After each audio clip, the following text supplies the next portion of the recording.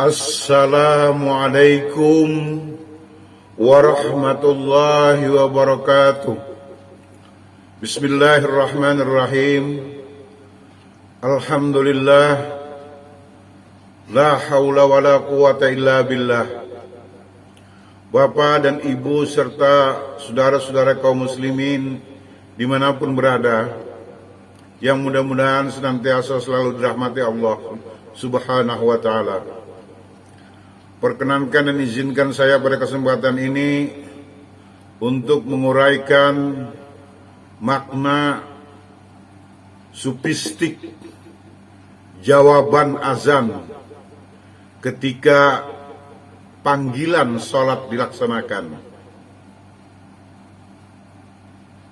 Kita sudah sering dan sama tahu bahwa ketika azan dikumandangkan, itu berarti panggilan sholat bagi kaum muslimin segera harus dilaksanakan.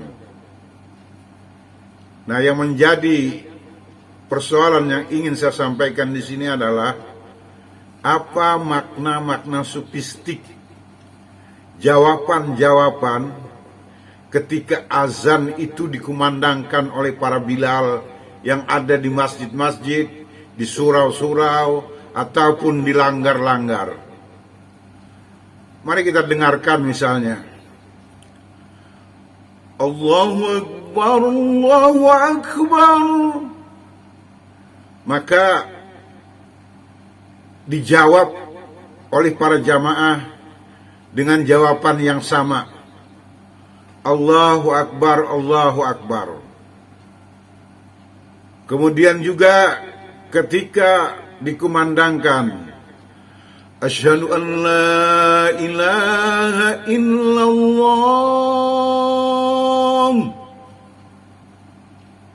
jawabannya juga sama, asyhadu an la ilaha illallah. Begitu juga ketika dikumandangkan asyhadu anna Muhammadar Rasulullah, juga jawabannya sama, asyhadu anna Muhammadar Rasulullah.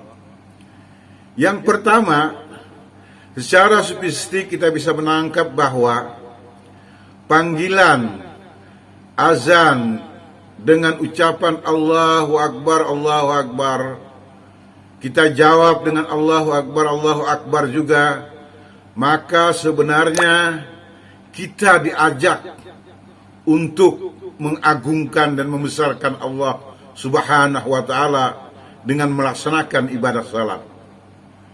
Demikian juga ketika kita mendengar kumandang azan asyhadu an la ilaha illallah wa asyhadu anna Muhammadar Rasulullah, kita juga diajak untuk memperbaharui syahadat kita dengan melaksanakan ibadah salat, baik itu syahadat tauhid maupun syahadat rasul. Karena bukan tidak mungkin ketika senggang salat dari satu waktu ke waktu, antara zuhur ke asar, asar ke maghrib, maghrib ke isya, isya ke subuh, itu terjadi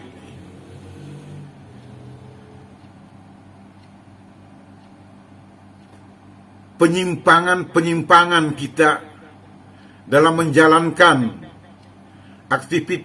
aktivitas kita sehari-hari yang dapat membatalkan syahadat kita. Maka ketika salat 5 waktu dilaksanakan, kita diajak untuk memperbaharui syahadat, baik syahadat tauhid maupun syahadat rasul kita. Nah, lalu selanjutnya, ini saya kira yang cukup penting dan mendasar. Ketika diucapkan atau dikumandangkan hayya 'alas shalah.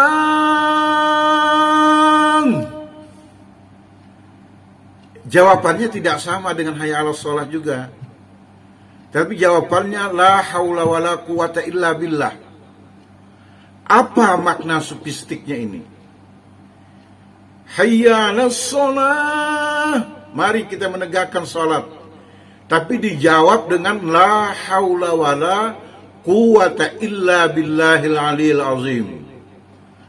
Yang artinya tidak ada daya dan upaya melainkan daya dan upaya kekuatan Allah semata. Di sini kita bisa mengambil makna bahwa panggilan azan dalam kalimat hayya 'alas shalah itu, bahwa ibadah salat itu tidak bisa kita laksanakan tanpa daya dan upaya serta pertolongan Allah.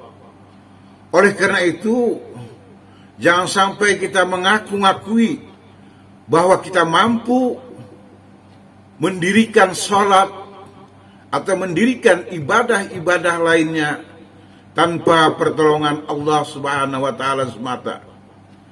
Hatta maksiat, kita meninggalkan maksiat sekalipun, kita tidak akan bisa tanpa ada daya, upaya, dan pertolongan Allah. Lalu dalam kalimat azan itu juga dilanjutkan dengan hayya 'alal falah. Marilah menyambut kemenangan. Tapi untuk bisa merebut atau menyambut kemenangan ini, kita manusia yang dhaif ini juga tidak bisa mendapatkan kemenangan tanpa daya dan upaya serta pertolongan Allah.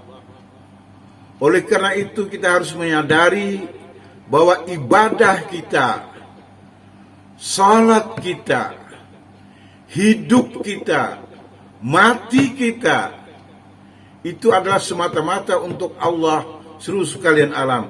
Kita tidak akan bisa melaksanakan ibadah salat, meraih atau mencapai kemenangan tanpa ada daya dan upaya serta pertolongan Allah Subhanahu wa taala.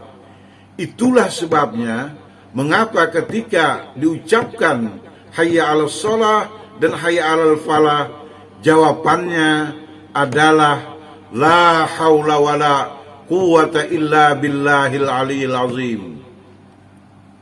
Lalu yang terakhir adalah dalam kumandang azan itu, Allahu Akbar, Allahu Akbar, la ilaha illallah. Kembali bahwa kita diajak ketika selesai sholat pun kita harus senantiasa dan tetap mengagungkan dan membesarkan Allah. Jangan sampai ketika kita setelah selesai sholat kita sudah lupa kepada Allah untuk mengagungkan dan membesarkannya. Nah, setelah itu ditutup dengan kalimat la ilaha illallah, bahwa kita harus menyadari bahwa tidak ada Tuhan yang sebenar-benarnya melainkan Allah. Sehingga ketika selesai salat itu kita menyadari bahwa kita harus menafikan Tuhan-Tuhan lain ketika kita bertebaran di muka bumi, bahwa yang sebenar-benarnya Allah, yang sebenar-benarnya Tuhan itu hanyalah Allah semata. Demikian Bapak dan Ibu serta saudara-saudara sekalian yang bisa saya sampaikan. Mudah-mudahan ini bisa bermanfaat sebagai renungan kita ketika kita mendengarkan azan panggilan salat. Nasrun minallahi wa fathun qarib. Wassalamualaikum warahmatullahi wabarakatuh.